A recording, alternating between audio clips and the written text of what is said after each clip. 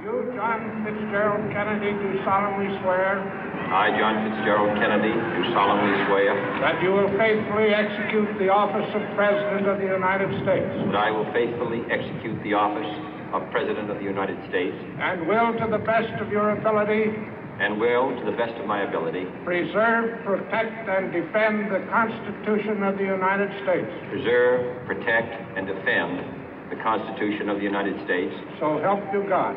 So help me God.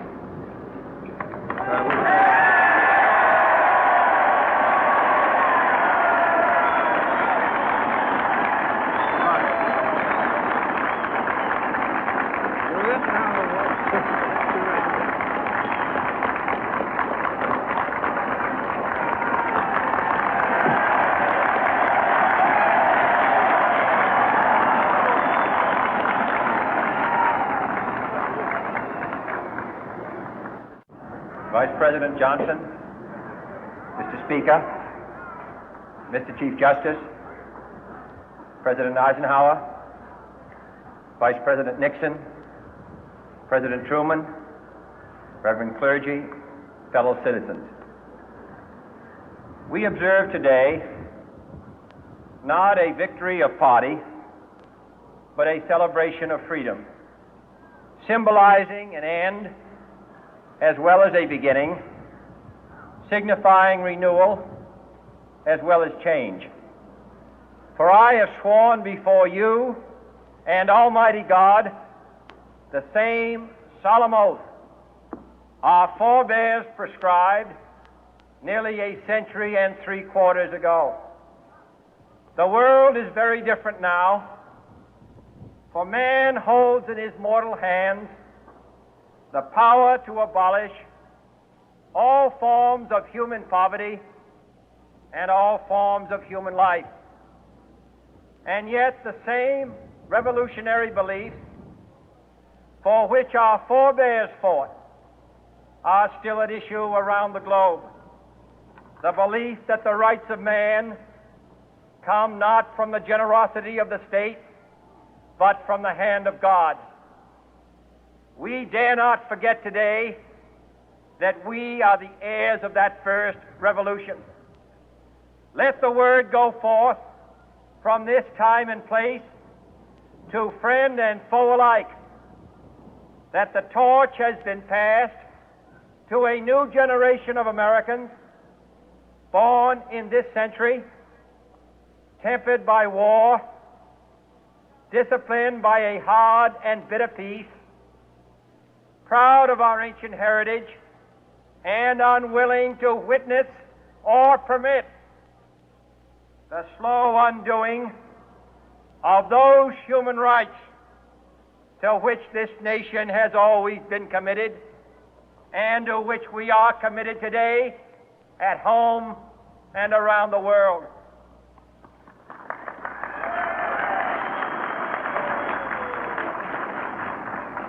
Let every nation know, whether it wishes us well or ill, that we shall pay any price, bear any burden, meet any hardship, support any friend, oppose any foe to assure the survival and the success of liberty.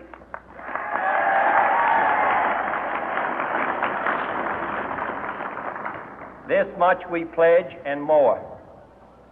To those old allies whose cultural and spiritual origins we share, we pledge the loyalty of faithful friends.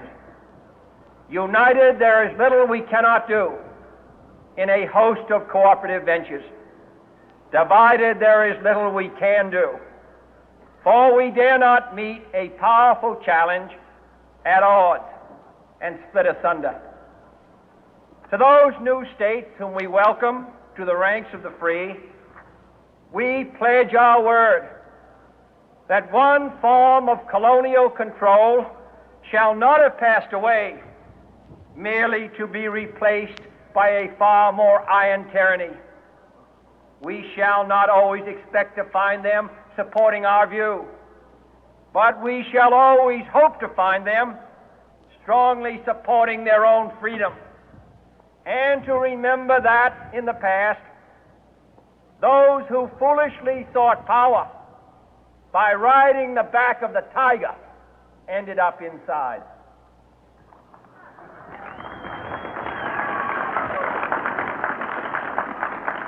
To those people in the huts and villages of half the globe struggling to break the bonds of mass misery, we pledge our best efforts to help them help themselves for whatever period is required, not because the communists may be doing it, not because we seek their votes, but because it is right. If a free society cannot help the many who are poor, it cannot save the few who are rich.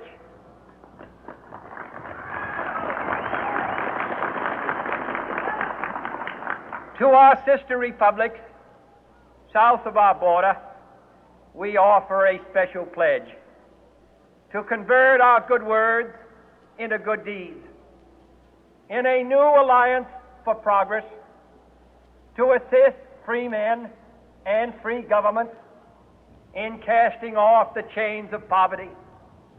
But this peaceful revolution of hope cannot become the prey of hostile powers.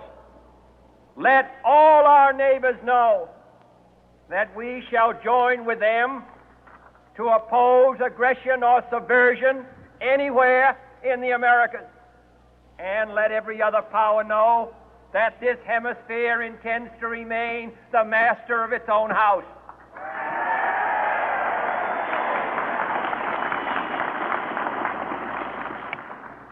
To that World Assembly of Sovereign States, the United Nations, our last best hope, in an age where the instruments of war have far outpaced the instruments of peace, we renew our pledge of support to prevent it from becoming merely a forum for invective, to strengthen its shield of the new and the weak, and to enlarge the area in which its writ may run.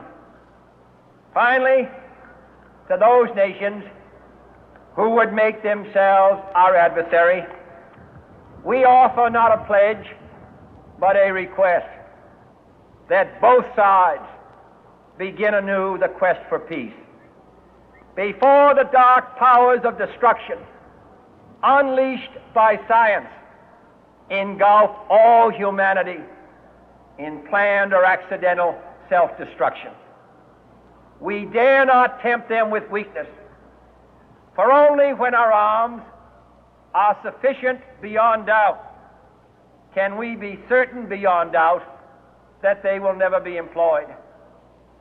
But neither can two great and powerful groups of nations take comfort from our present course, both sides overburdened by the cost of modern weapons, both rightly alarmed by the steady spread of the deadly atom, yet both racing to alter that uncertain balance of terror that stays the hand of mankind's final war.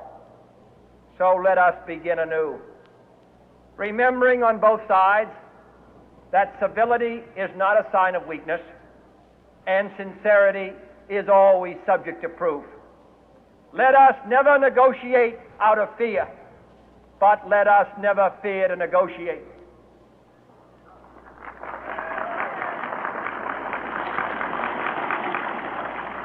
Let both sides explore what problems unite us, instead of belaboring those problems which divide us.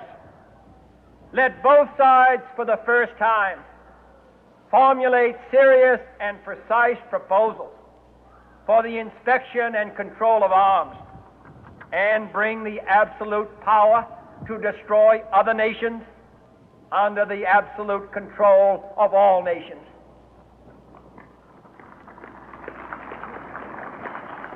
Let both sides seek to invoke the wonders of science instead of its terrors.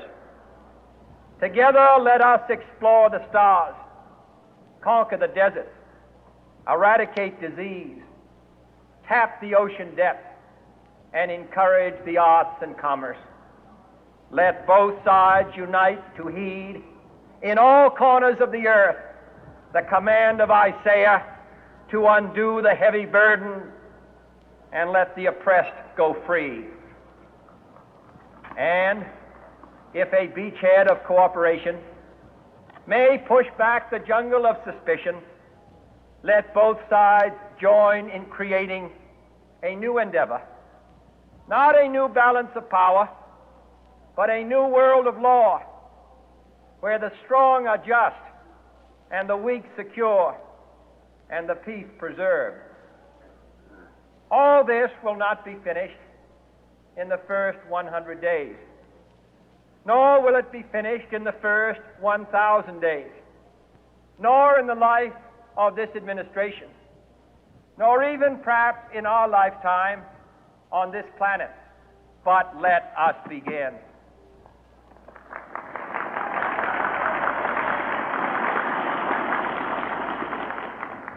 In your hands, my fellow citizens, more than mine, will rest the final success or failure of our course.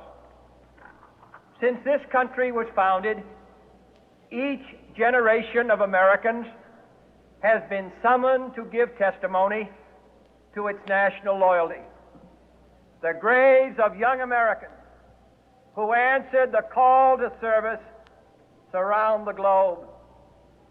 Now the trumpet summons us again, not as a call to bear arms, though arms we need, not as a call to battle, though in battle we are, but a call to bear the burden of a long twilight struggle, year in and year out, rejoicing in hope, patient in tribulation, a struggle against the common enemies of man, tyranny, poverty, disease, and war itself. Can we forge against these enemies a grand and global alliance, north and south, east and west, that can assure a more fruitful life for all mankind? Will you join in that historic effort?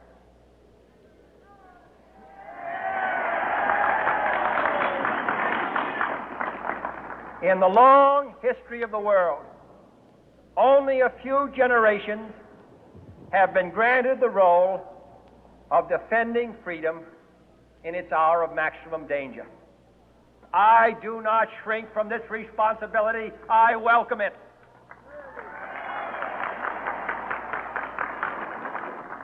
I do not believe that any of us would exchange places with any other people or any other generation. The energy, the faith, the devotion which we bring to this endeavor will light our country and all who serve it. And the glow from that fire can truly light the world. And so, my fellow Americans, ask not what your country can do for you, ask what you can do for your country.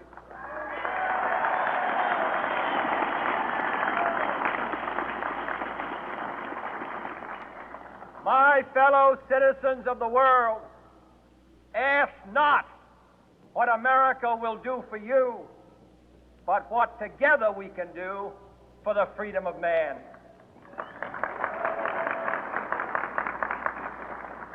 Finally, whether you are citizens of America or citizens of the world, ask of us here the same high standards of strength and sacrifice which we ask of you.